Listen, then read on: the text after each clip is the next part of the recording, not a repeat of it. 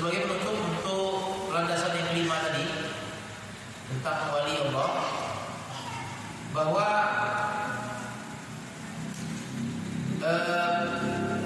pemahaman yang sangat fatal dari mereka yang meyakini dan mengimani wali dengan keimanan yang salah,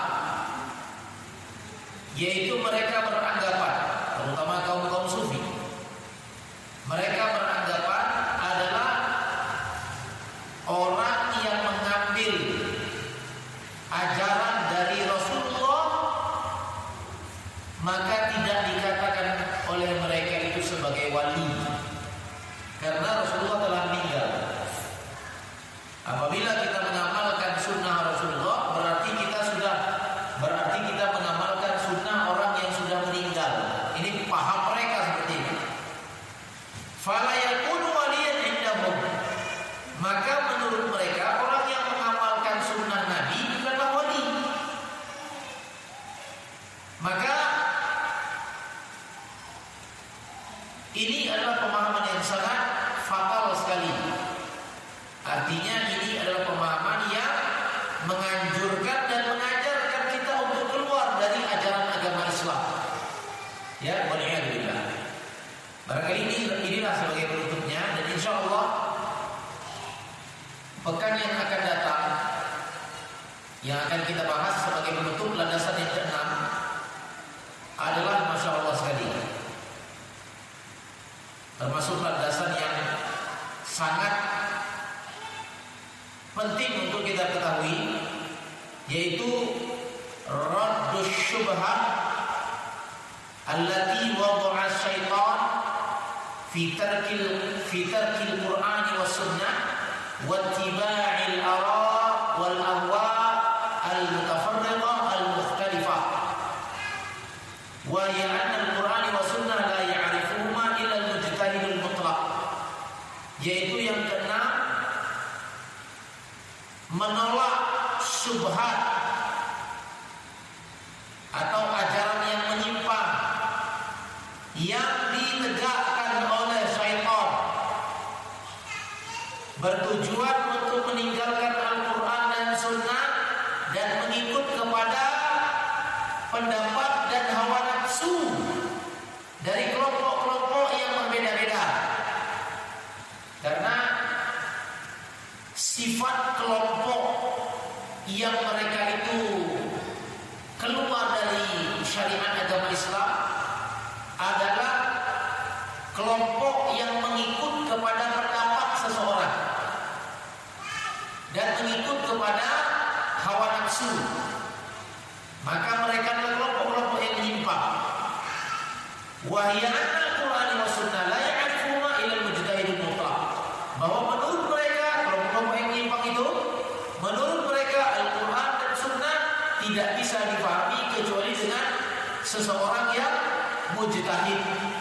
Dan ini adalah termasuk tipu daya syaitan. Insya Allah akan kita jelaskan secara terperinci pekan yang akan datang. Dan ini adalah pembahasan yang terakhir. Kalau ada pertanyaan kita persilakan. Mungkin ada pertanyaan dari para jemaah, kita persilakan.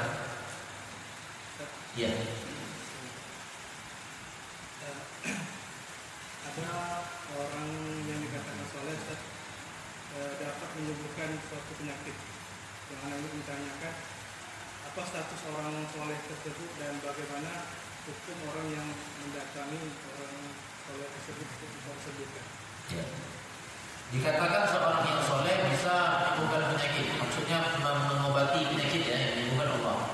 Apa hukum kita mendatanginya? Jadi seperti ini.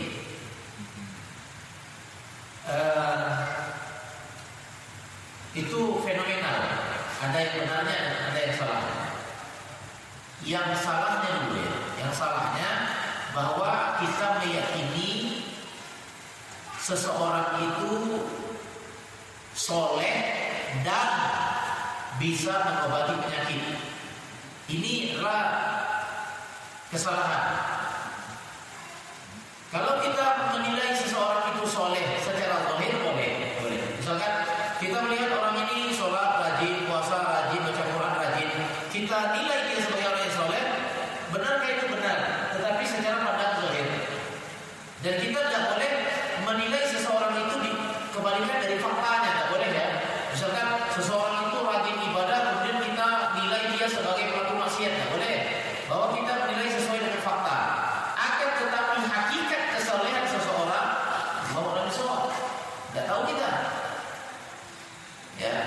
Kita tidak tahu.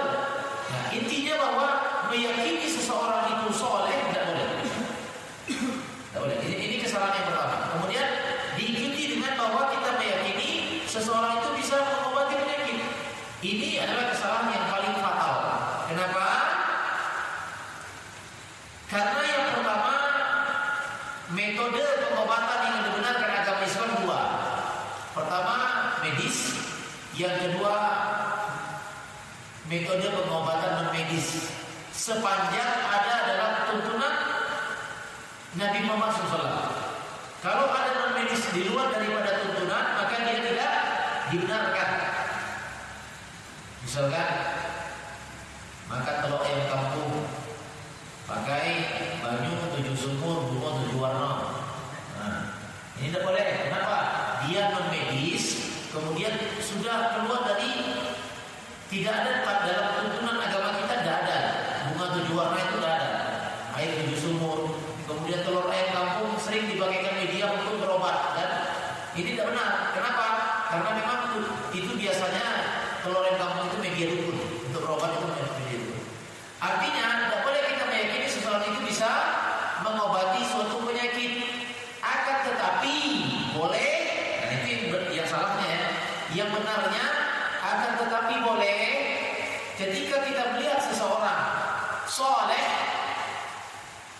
dengan dalam pandangan zahir kita dia soleh, kemudian kita meminta bantuan kepada Allah melalui dia dengan cara-cara yang syar'i, boleh. Contoh, kita minta doakan, Pak, tolong doakan anak saya yang pada sakit. Kita minta tolong agar didoakan, boleh.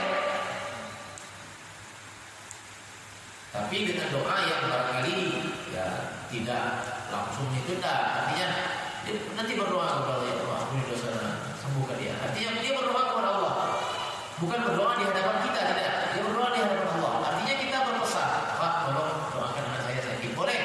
Sebagaimana kita menitip doa kepada orang yang naik haji, Pak, nanti kalau sudah sampai di Multazam, tolong doakan saya, ampuni dosa dan segala macam, boleh. Minta didoakan kepada orang yang soleh agar misalkan kita berobat dengan doanya, boleh, silakan. Kemudian boleh juga kita kalau minta ruqyah itu sebenarnya bukan solusi tapi alternatif. Minta ruqyah itu bukan solusi tapi alternatif. Kita ruqyah mandiri dulu, kita dulu. Kemudian kalau memang tidak bisa, boleh kita minta ruqyah dari orang. Hukum minta ruqyah itu makruh, tapi tidak haram ya. Nah, boleh kita minta ruqyah dari orang yang dia soleh dengan ruqyah yang syariah, ruqyah yang dibenarkan dalam agama Islam. Kita tidak bahas di sini ruqyah yang syar'i dan ruqyah yang tidak syar'i karena ini panjang lebar. Intinya kita minta ruqyah dari orang yang soleh yang dia itu meruqyah dengan cara yang syar'i, boleh. Misalkan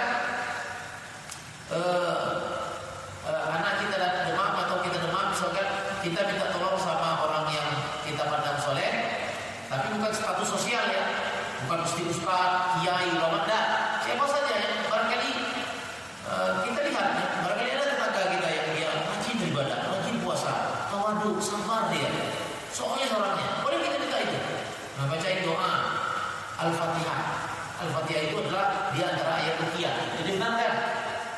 Tapi hukumnya makruh kita diruqyah itu, tapi tidak haram.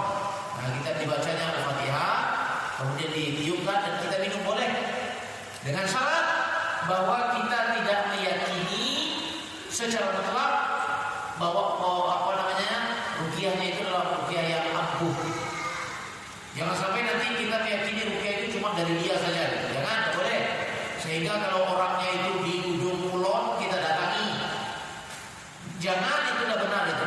Itu tidak benar. Karena itu sudah mensakralkan seseorang. Mensakral seseorang tidak boleh. Haram hukumnya mensakralkan seseorang.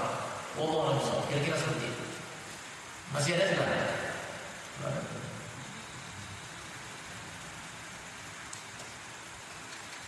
InsyaAllah ya, akan yang datang. Kalau tidak ada lagi kita cukupkan. Cukup ya. Cukup. Ya.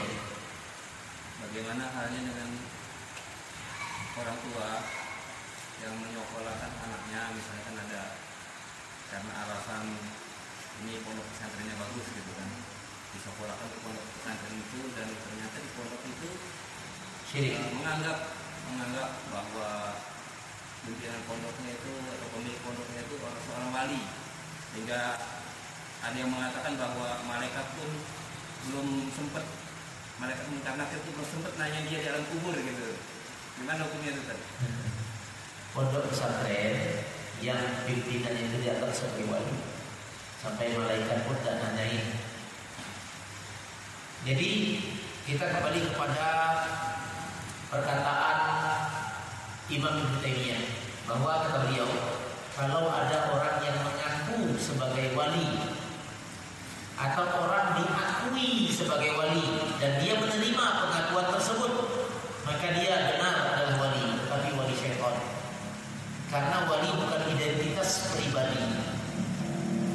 Wali sifatnya telah kita sebutkan tadi dalam surah Al-Maidah, dalam surah Yunus, bahwa wali itulah sifat-sifat yang disebutkan oleh Allah tadi. Jadi siapapun yang memiliki sifat yang disebutkan oleh Allah tadi, maka dia adalah wali. Akan tetapi wali itu bukan identitas pribadi. Maka bagaimana sikap kita? Sebaiknya keluar dari pesantren. Kenapa? Karena bisa jadi pesantren itu mengajarkan syirik nanti, ilmu pelet. Banyaklah pimpinan pondok sekarang ini ngajarin ilmu pelet. Itu sudah menjadi rahasia umum. Anak-anak sekolah di pesantren ini, mau itu di Sumatera atau di Jawa, ya, keluar dari pesantren, apa kehebatannya? Melet cewek. Siapa yang ngajarin? Pimpinan pondok. Kurang ajar. Kapan Islam mensyariatkan melet cewek? Nah ini tidak benar sekali. Waliyadillah. Atau ada pondok yang mengajarkan ilmu kebal. Pondok apa yang mengajarkan ilmu kebal?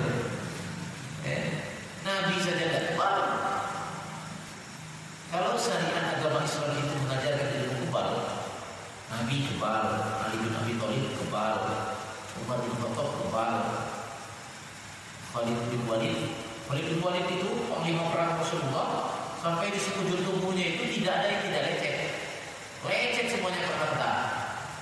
Padahal dia adalah wali Allah yang mendapatkan gelar dari Rasulullah SAW, Saifullah, pedangnya Allah. Tidak ada satu peperangan pun yang diikuti oleh wali Allah, siapa namanya Saifullah, Khalid bin Walid, kecuali pasti menang. Tetapi dia luka. Nah, jadi kira-kira kalau bisa pesantren yang seperti itu keluar. Kembali kepada pesantren yang memang benar-benar mengajarkan Al-Quran dan Sunnah sesuai dengan pemahaman salaf, pemahaman Rasulullah dan sahabat. Karena mohon izin ya, pesantren yang mengajarkan salaf bahwa dalil Al-Quran dan Sunnahnya itu tidak dipahami oleh asumsi pribadi seseorang, tidak dipahami oleh kelompok seseorang, akan tetapi dipahami atas dasar pemahaman Rasulullah dan sahabat. Ustaz tanya kepada kita semua yang hadir, kalau seandainya kita mengikuti Al-Quran dan Sunnah dengan pemahaman sahabat dan tabi'in, akankah berpotensi jatuh kepada kesesatan? Tidak mungkin. Karena tidak mungkin Rasulullah dan para tabi'in sesat. Tapi kalau kita mengikuti Al-Quran berdasarkan pemahaman kelompok, pemahaman pribadi, pemahaman simpulan dan seterusnya, pasti akan terjatuh kepada kesesatan. Wallahu a'lam. Masih ada silakan. Cukup? Kalau tidak ada lagi kita pamit. Insyaallah pada yang akan datang kita ketemu lagi. Mohon maaf atas segala kekurangannya dan terima kasih atas segala perhatiannya. Alhamdulillah, wa bihamdika asyhadu an la ilaha illa anta astaghfiruka wa atubu ilaik. Wassallallahu